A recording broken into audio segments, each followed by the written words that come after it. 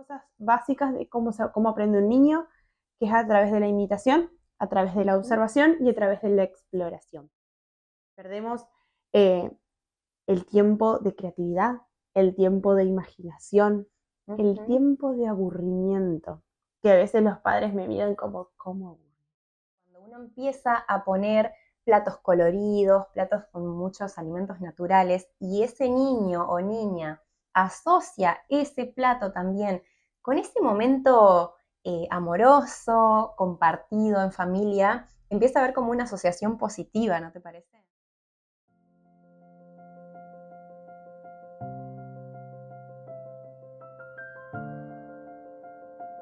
Bienvenidos, bienvenidas a este nuevo episodio del podcast. Hoy vamos a estar hablando de infancias y aprendizajes en el mundo actual.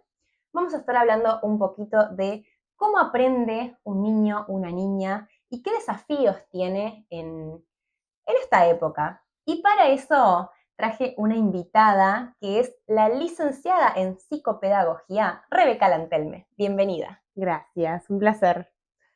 Bueno, arrancamos. Contame lo básico.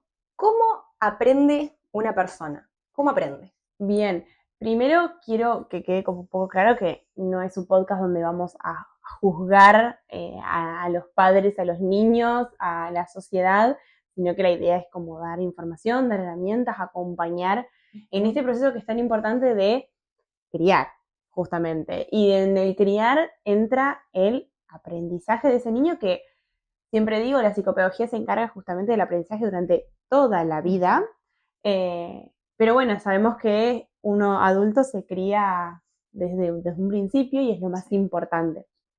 Entonces, bueno, para empezar a pensar en cómo yo siempre digo que hay como tres cosas básicas de cómo aprende un niño, que es a través de la imitación, a través de la observación y a través de la exploración.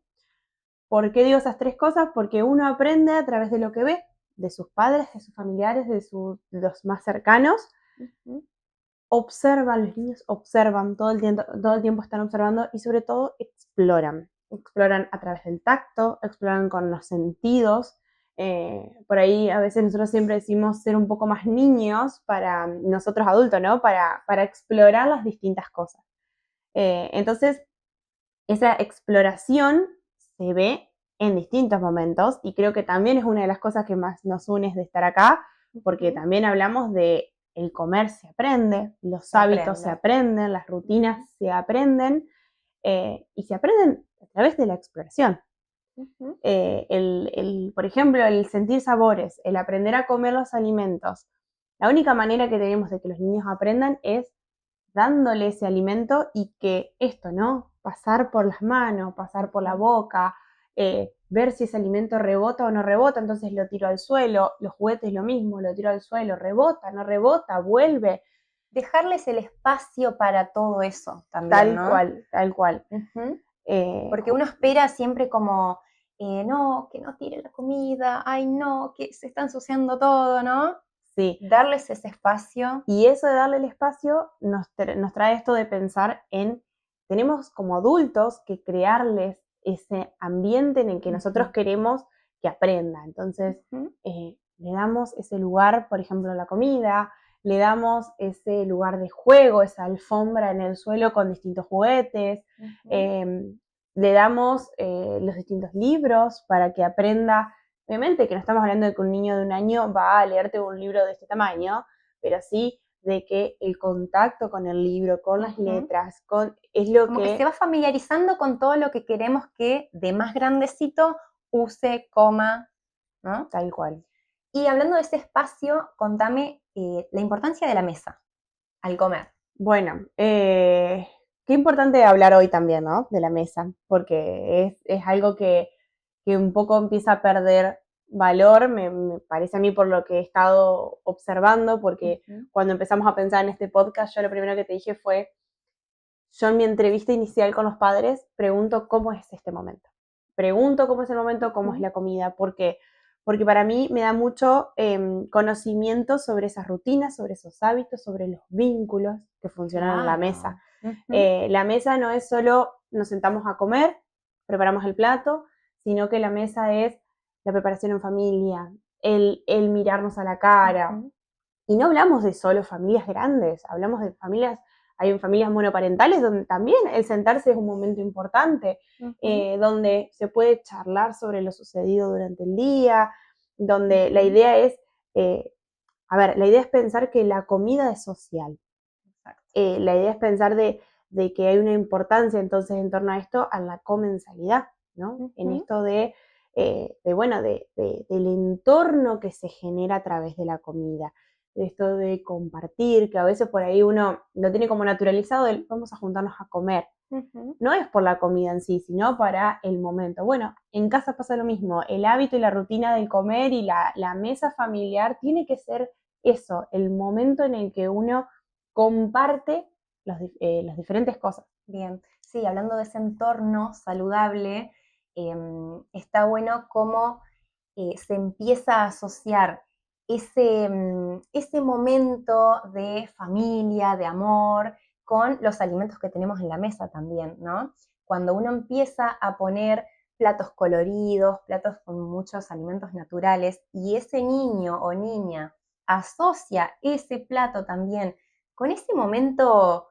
amoroso, compartido en familia, empieza a haber como una asociación positiva, ¿no te parece? Claro, justamente esa relación positiva con Ujú. la comida y Ujú. que te lleva a pensar, por ejemplo, yo hoy pienso y digo, ¿qué me acuerdo? Y los domingos en familia, y cuando era Claro. chica, el compartir la mesa, Ujú. más allá de la comida en sí. Y también es Ujú. importante en esto es la expectativa que tienen los adultos, Sí. ¿no?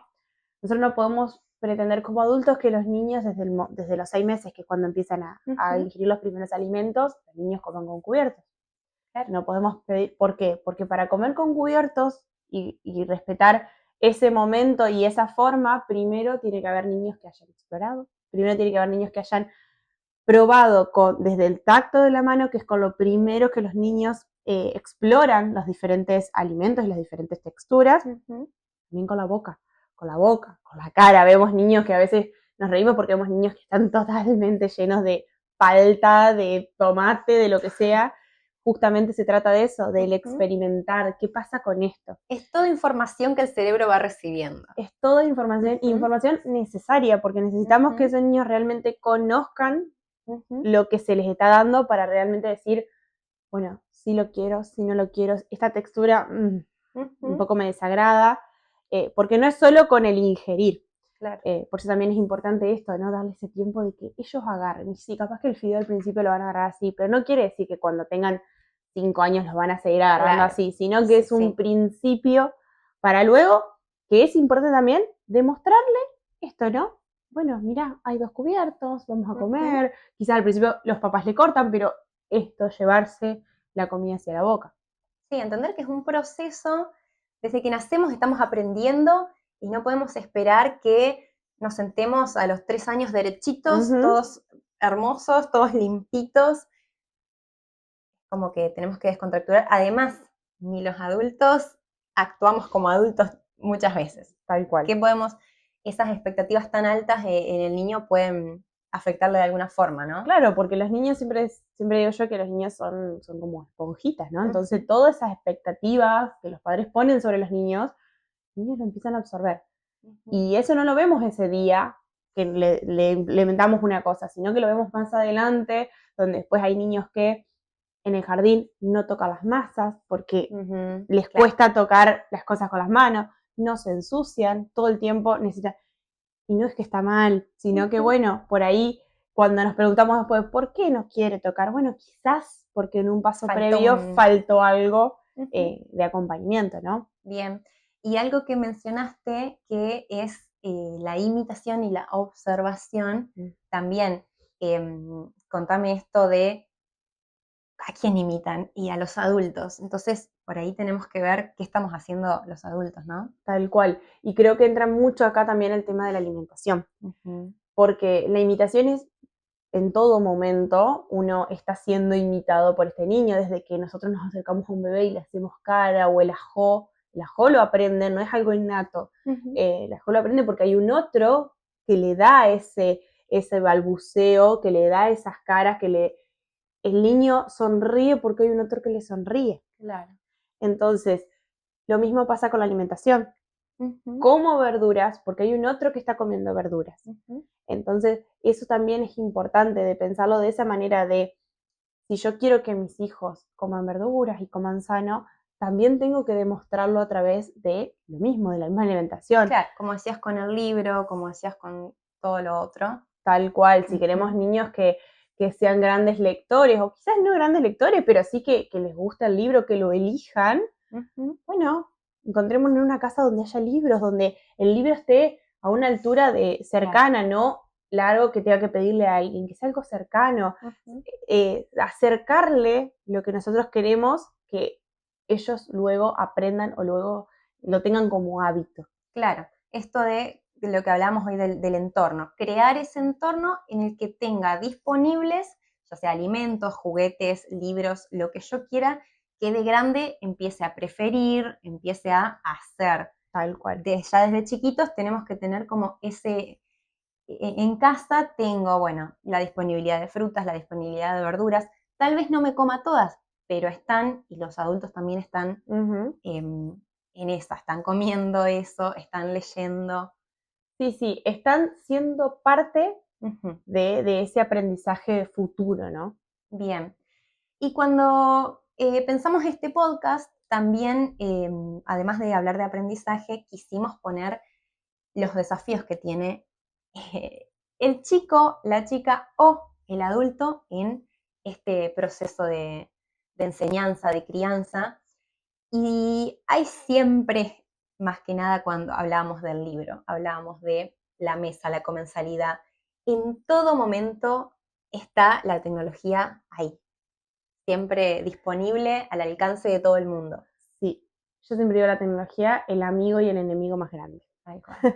Porque no podemos no agradecerle a la tecnología, primero estar haciendo este podcast. Estamos acá, tal cual. Sino también el poder comunicarnos, el poder acercarnos información, eso es importante, pero también se transforma en un enemigo cuando el uso es excesivo. Sí, estamos hablando de todas las edades. De todas las edades. Sabemos que la tecnología existe, pero también es importante, primero podemos arrancar con lo malo, podemos pensar en comentarle a la gente un poco esto, ¿no? De, bueno, ¿qué pierden por el tiempo la tecnología? Por ejemplo, ¿no? Porque uno por ahí dice, es un ratito. ¿O qué perdemos? ¿Qué perdemos? Sí, todos. Pero bueno, perdemos, por ejemplo, el vínculo, el contacto con el otro, el mirarnos a la cara, porque estamos a través de una pantalla. Perdemos el tiempo de creatividad, el tiempo de imaginación, el tiempo de aburrimiento, que a veces los padres me miran como, ¿cómo aburrirse? Claro. Sí, es re importante aburrirse, porque en el momento en que uno se aburre es cuando empieza a pensar, ¿qué puedo hacer? Bueno, hago un podcast, bueno, me pongo a dibujar, bueno, hago... ese tiempo de aburrimiento es parte de lo que uno se pierde en esto. Cambio de videos, de estímulos. Ni hablar de el contenido al que exponemos a los niños en estas pantallas. A veces son contenidos sanos donde vemos hay cosas educativas, pero también nos exponemos a violencias, a gente mayor haciendo cosas para niños que no están, que son indebidas, a perfecciones de cuerpos, de vida, como que si ese es el único objetivo que hay en la vida y como que si sería tan fácil llegar todos a lo mismo. Tal cual. Estereotipos. Esa aspiracionalidad que es muy propio de las redes sociales. Sí, a ver, hay hegemonía. Vos con el tema de la alimentación.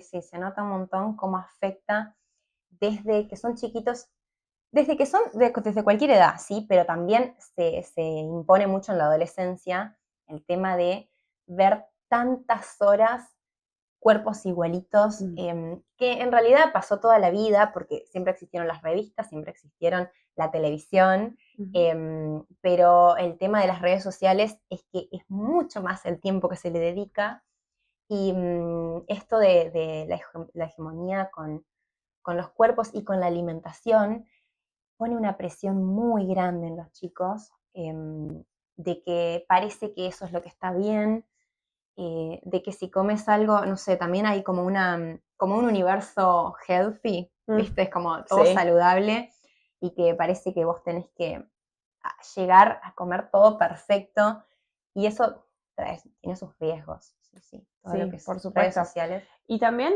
hay que entender que hay cosas, hay daños directos cerebrales, digamos, cognitivos, neurológicos, que son importantes también de saberlo. Sobre todo con los niños más chiquititos, que yo siempre digo los primeros 1000 días, que son más o menos hasta los 5 años, que son como los primeros, los días más débiles del niño, digamos, cuando más necesita, más vulnerable, tal cual. Sí. Entonces, entender que la luz que reciben de las pantallas, los cambios de planos, los estímulos, los colores, los sonidos fuertes, eso hace que, bueno, pueda llevar a niños que no puedan manejar sus emociones, niños con mucha ansiedad. Después vemos claramente, sobre todo, vemos estas dificultades en la escuela. Claro. Arranca una escuela que seguimos con escuelas del siglo pasado, siempre digo yo, ¿no? Que seguimos con las mismas aulas, los mismos colores, las mismas cosas. Entonces, claro, es aburrido. Porque no es el dibujito no es tan que tiene. Estimulante. Claro, no es el dibujito. Y eso que el sombrero por esas docentes que empiezan con los videos y las cosas para que el aprendizaje llegue igual. Pero pasan esas cosas que uno se encuentra en un aula donde todo es igual, comparándolo con el tele, que nos da colores, nos da sonido, ¿no? Los estímulos son muy grandes. Entonces, a la seña no se la puede cambiar de tema, claro, ¿viste? No es no me gusta este, lo cambio. No lo quiero aprender y lo cambio. Entonces, bueno, pasa eso, ¿no? Vos fíjate que hay muy pocos niños que se sientan a ver una película. Claro. Es pasar por pasar también. Sí. Porque termina en eso. Y bueno, y hay una descarga de dopamina, ¿no? Que es importante, que es lo que yo decía que se relacionaba mucho con todo lo que es la ansiedad. Esto de el cambio constante, el tener todo posible, todo ya. Todo es este inmediato. Momento. Todo es inmediato.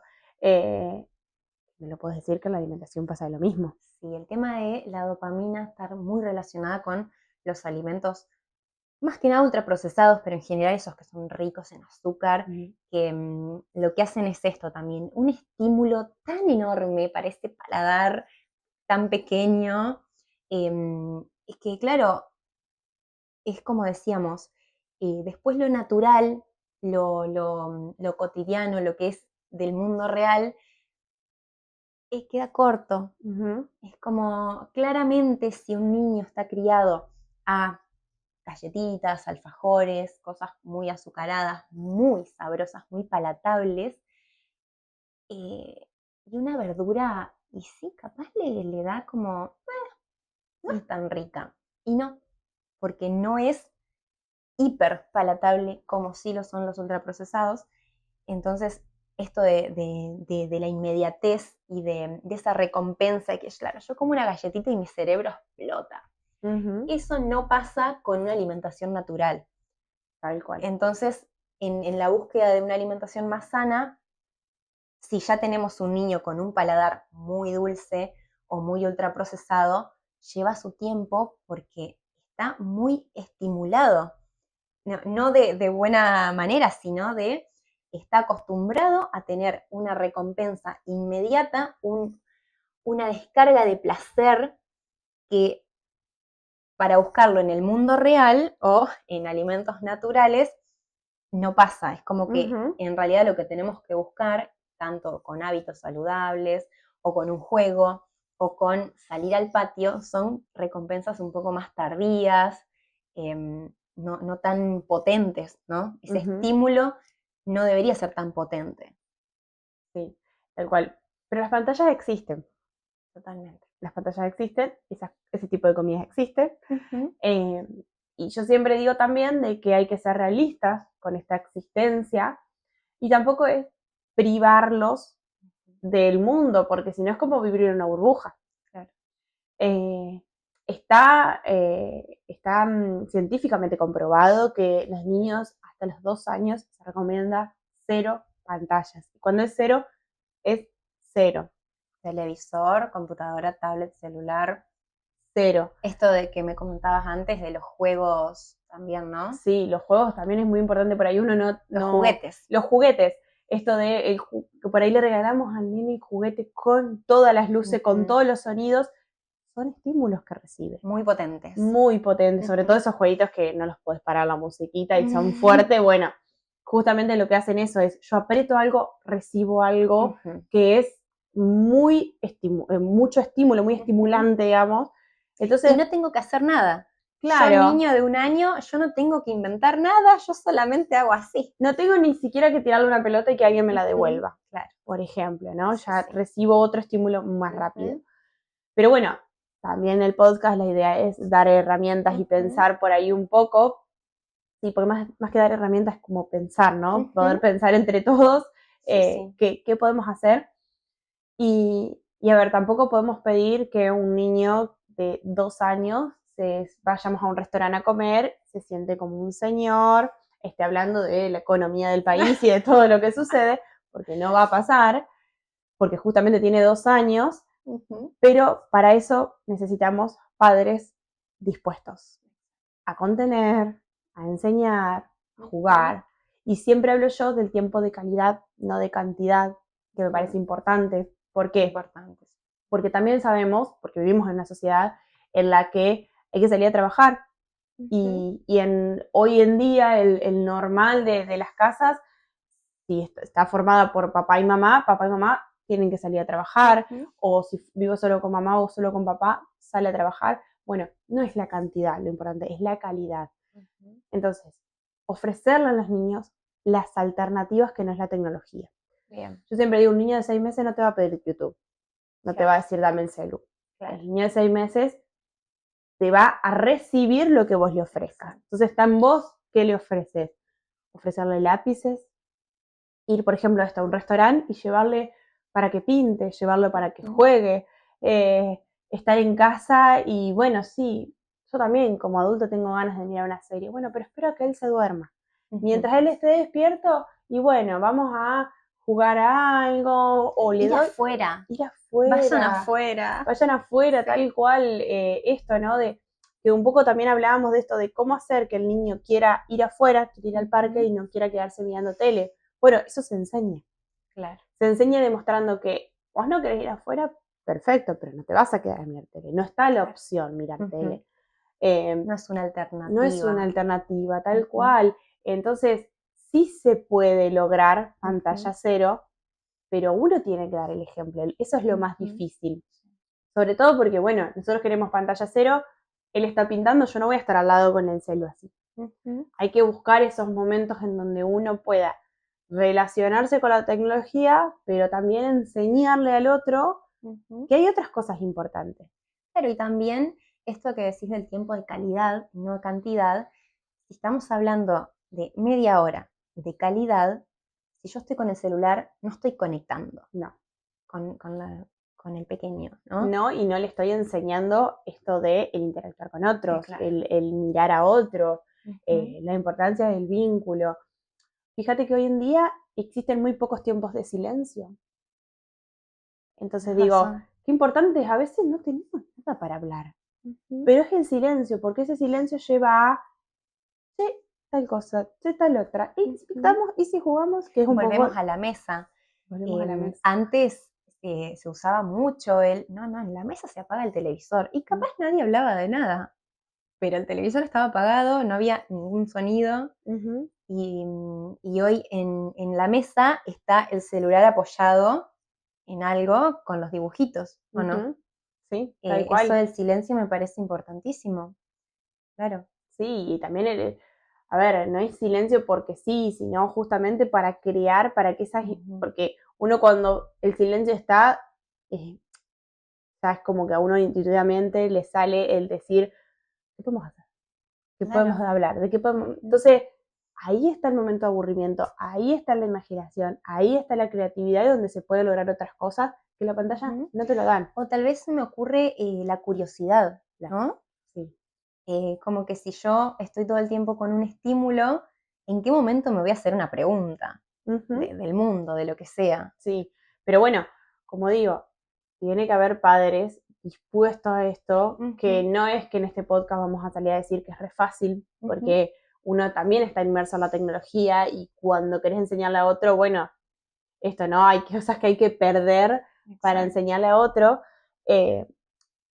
pero hay que dar cuando uno piensa en ser padre o cuando uno es padre, hay que pensar en ese momento en el que va a ser necesario, porque hay un niño que absorbe lo que ve, que absorbe, imita lo que hacemos, entonces eso en todo lo que sucede en la vida, ¿no? Y también ahora que lo pienso, si hay personas que no son padres ni madres mirando, todo lo que estamos hablando también aplica a un adulto, de decir el tiempo de aburrimiento,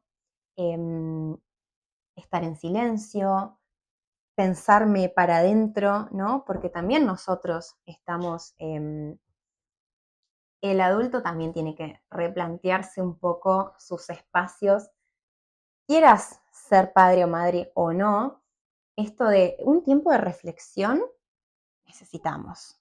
Y el tiempo de reflexión no se da en TikTok. No, no, aunque no lo crean. Y un poco también sirve para pensarnos, como vos decís, que me parece buenísimo esto que traes. ¿Qué estamos haciendo nosotros con la tecnología? ¿Cuál es nuestro vínculo con las pantallas?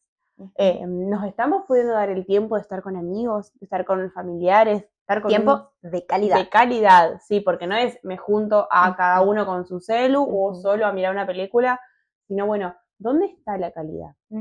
¿No? A mí me ha pasado donde me junto con mis amigas a mirar una película y las terminamos parando la película porque nos pusimos a charlar y nos fuimos de tema y decís, ahí es el tiempo de calidad. Exacto. En este momento en que la pantalla quedó en segundo plano para poder pensar en otra cosa, en interesarse por el otro, interesarse en la vida del otro y en lo que sucede.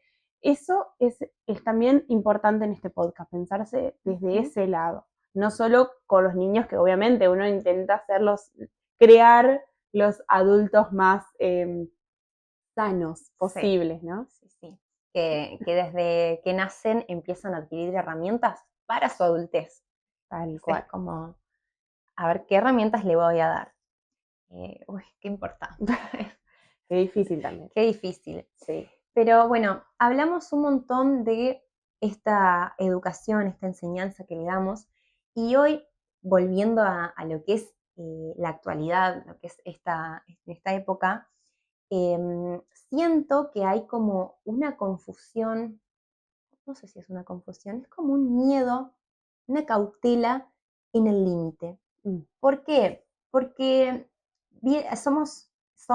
esta generación es padre o madre criado, es decir, ese niño que hoy es padre o madre, viene probablemente de una crianza un poco más tradicional, un poco más, el límite lo daban sí o sí, sin mucha explicación, posiblemente con violencia o no, pero sí una crianza más tradicional.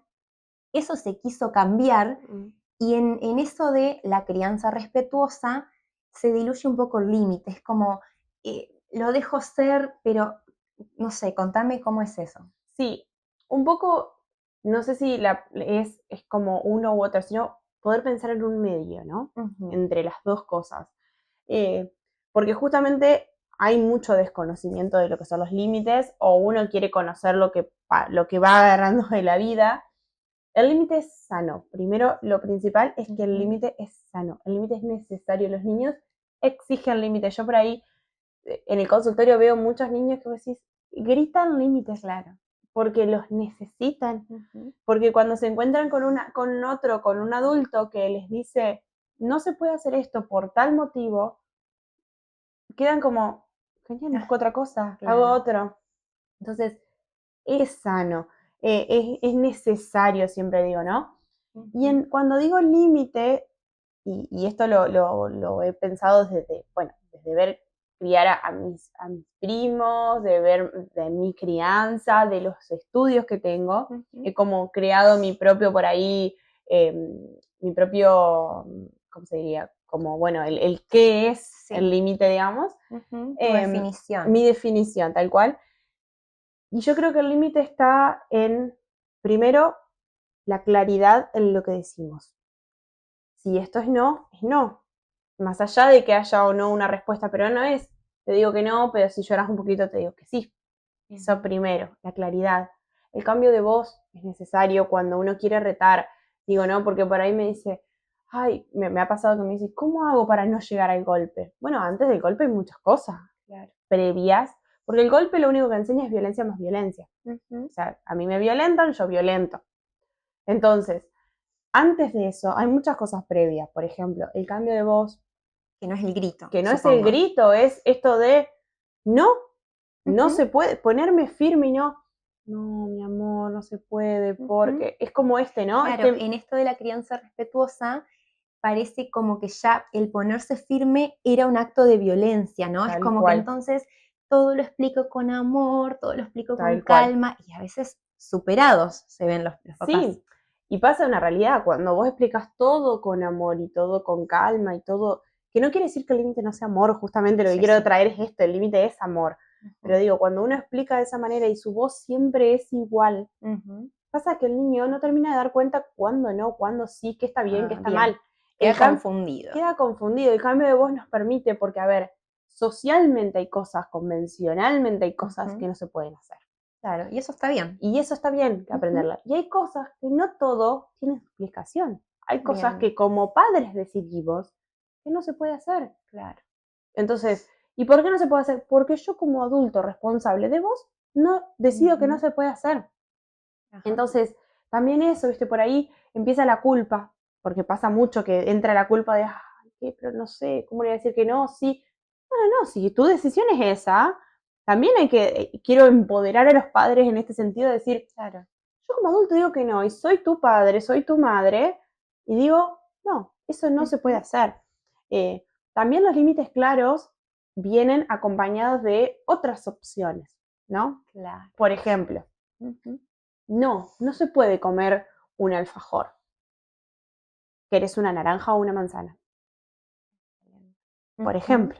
Entonces yo le digo que no, pero no es que, bueno, quiere algo dulce, o sea, lo que me está pidiendo es algo dulce. Entonces, bueno, le doy otra opción. No, el alfajor no se puede. Bien. No, la coca no vamos a tomar coca. ¿Querés agua? ¿Querés un jugo de limón natural? Sí. Te doy las dos opciones. Entonces uno generando opciones lo que hace es el negocio, que yo digo que siempre que también está bueno en su medida, es sano. ¿Por qué? Porque genero esto de, yo te digo que no, pero te hago elegir. Podés elegir lo que querés, pero de mis opciones. Verás que yo te doy a vos. Bien. Porque yo soy tu adulto. Entonces ahí también está el límite que yo digo que es sano y es necesario. Sí. Lo mismo pasa con las pantallas. No, pantallas no vas a mirar. ¿Querés pintar? ¿Querés leer un libro? Hay que darles las opciones están. Otras. ¿No? Entonces, por ejemplo, también pasa con el límite y volviendo a todo lo que hemos hablado de la observación, de la exploración, de la imitación, queremos poner un límite como padres de que lean libros, de que coman frutas, de que coman verduras, de que coman... Nosotros también tenemos que ponerlo nuestro. Claro, sino como que le vienen dos mensajes contradictorios de me está diciendo que no, me está insistiendo que tengo que comer la fruta, pero están comiendo alfajor allá. Claro. Los estoy viendo. Pasa hasta con los más chiquititos que ya se dan cuenta que allá mi hermano está comiendo otra cosa, porque yo o cualquier persona. Sí, y ahí es cuando el límite se empieza a, porque es como también como padre, ahí sí, tenés razón. Entonces le doy el alfajor. Bueno, esto, ¿no? De saber que tenemos que practicar con el ejemplo. Está bien. Y también pasa mucho con el tema del límite, es que con esto del entorno que hablábamos, que en casa hay muchos padres, por suerte hoy, y madres, familias enteras que se proponen tener un entorno saludable en su casa.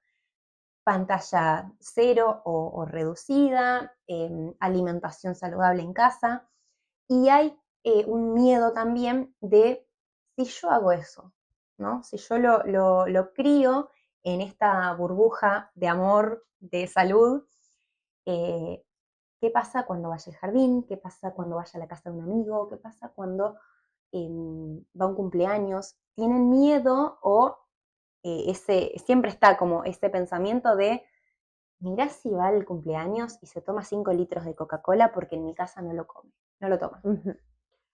Límites. Primero límites, o sea, también entra el límite de entender que uno no puede sobreproteger a sus hijos, no puede generarle una burbuja porque lo social es súper importante.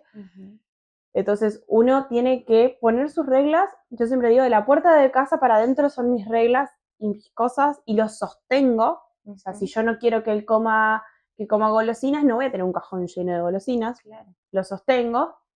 Ahora, si yo sostengo el límite demostrándole que tal cosa es buena y no comes un alfajor porque tienes que comer una manzana, no, come una manzana porque es nutritivo, porque es saludable, porque es rica, va a ser que ese mismo niño entienda que eso es lo rico y primero, que no está mal si un alfajor una vez en un cumpleañito que tiene una vez cada 2 meses, una vez al mes, se come un alfajor, Totalmente. Sabe que lo puede hacer afuera, pero que después en su cotidianidad, en su rutina, no existe. Claro, no es que está prohibido, sino que no está. No está. No está, ¿por qué? Porque no es bueno, porque no es saludable, porque hay otros, es como te digo, las opciones, ¿no? Hay otra opción saludable.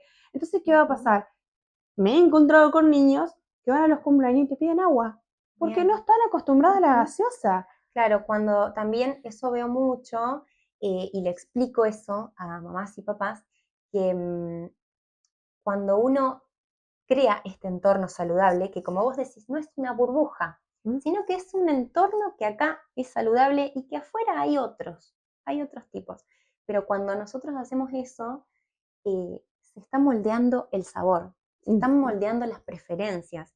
Entonces, no es que si yo hago este entorno saludable, voy a hacer que mi hijo esté todo el tiempo, o hija, todo el tiempo con ganas de comer, porque en realidad lo que entiende como cotidiano y lo que le gusta, porque también es eso, lo que aprendió desde chiquito, es eso, que lo rico es una merienda con pasta de maní, con unas frutas, con unos panquequitos que yo ayudé a hacer. Es lo que va aprendiendo y lo que le va a llamar la atención y lo que después va a preferir de adulto.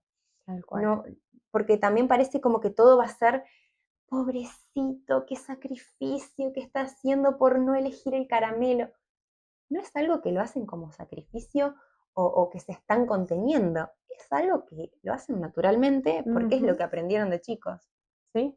Tal cual. Y también está el límite, a ver, uno va a un cumpleaños y se encontrás con un montón de chocolates y de cosas, podés comer, come 2, elegí los que quieras, come 2, como también está ese límite de, porque quizás sí nos encontramos con niños que van a esto, a comer todo, pero bueno, come 2, hace como, entonces solo ellos van entendiendo.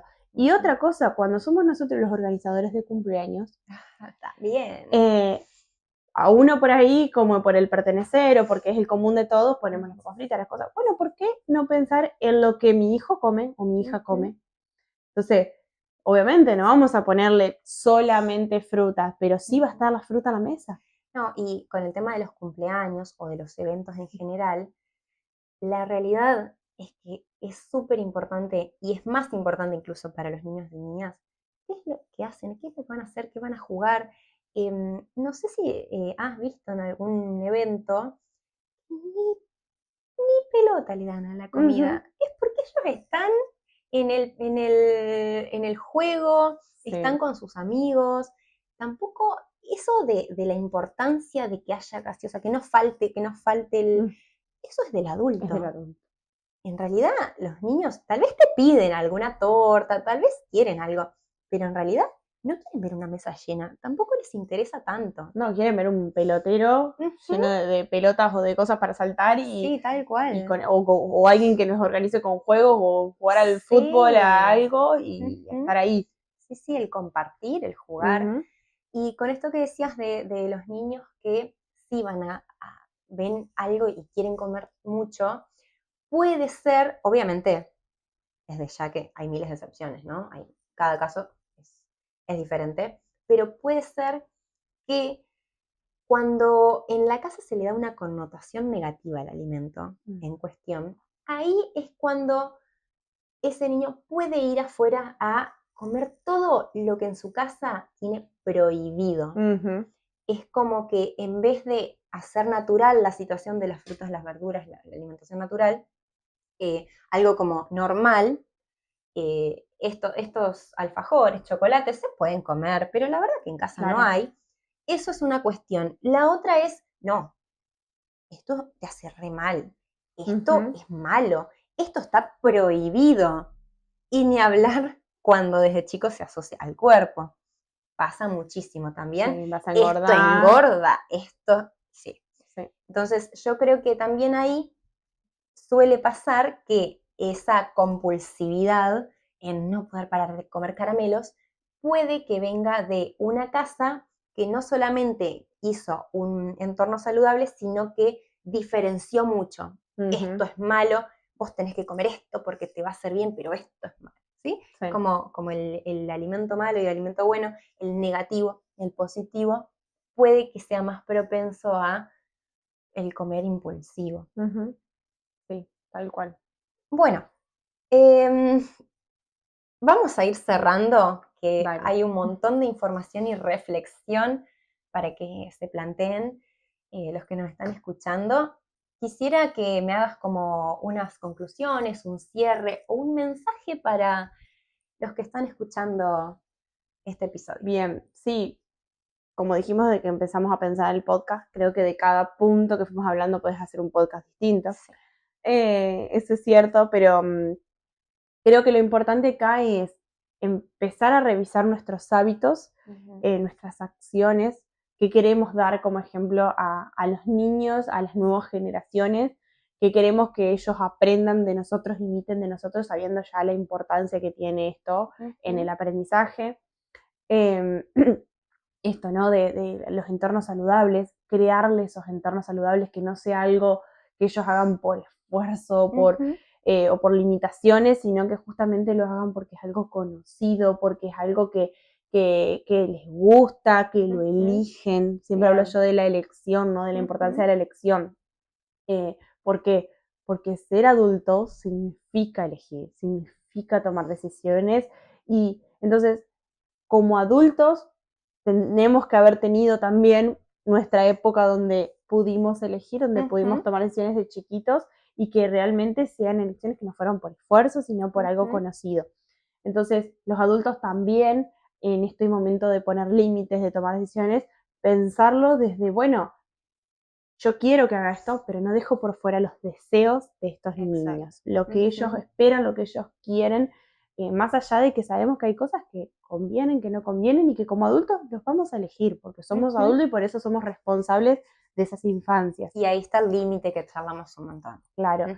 Y después, un poco para también un abrazo, ¿no? De pensar que la crianza no es perfecta. No hay libros que nos digan hace así, así, así, porque vas a salir así, así, así, sino que justamente uno lo que hace es criar con amor, criar con límites, criar con información, criar con mucho esto de la exploración, de la observación, con entornos saludables, entendiendo que no es algo que va a ser lineal, que no es algo que es causa-efecto, que no hay una fórmula de ser padre, pero que sí quizás podemos generar lo mejor posible para que, bueno, de eso salga lo mejor posible, ¿no? Justamente, poder nosotros como adultos pensar en, bueno, yo viví esto, también eso, ¿no? Yo viví esto, a mí pasó esto. ¿Qué de esto me gusta, lo tomo, lo sigo haciendo? ¿Y qué de esto digo, no, mira, vamos a pensarlo de este lado, vamos a hacer de esta forma? Entonces también la idea de este podcast también es darnos un tiempo de pensar, de reflexionar. Sí, porque también no está libre de equivocaciones ese proceso. Está perfecto. Y se van a equivocar los padres. Sí, y se tienen que equivocar. Yo siempre digo, porque si no vivimos como también en esto, ¿no? De, no, hay que tampoco es bueno. Claro, la perfección, la búsqueda de... Claro, no, nada de esto, nada del otro, nada. Y también terminamos nosotros con una carga mental puesta y social de lo que se debe y no se debe hacer. Entonces, bueno, también esto, relajarnos y pensar en, la información la tengo, lo importante lo tengo, bueno, a partir de esto, ¿qué hago? ¿Qué está más a mi alcance? también esto no es salir corriendo después de escuchar el podcast, cerrar YouTube y empezar, bueno, vengan todos los libros, sáquenlos de los televisores. No, no es esa la idea. O sea, la idea es que vayamos de a poco incorporando estos nuevos hábitos. Y algo que sí me parece muy importante es que siempre pueden buscar ayuda, siempre están los profesionales atrás.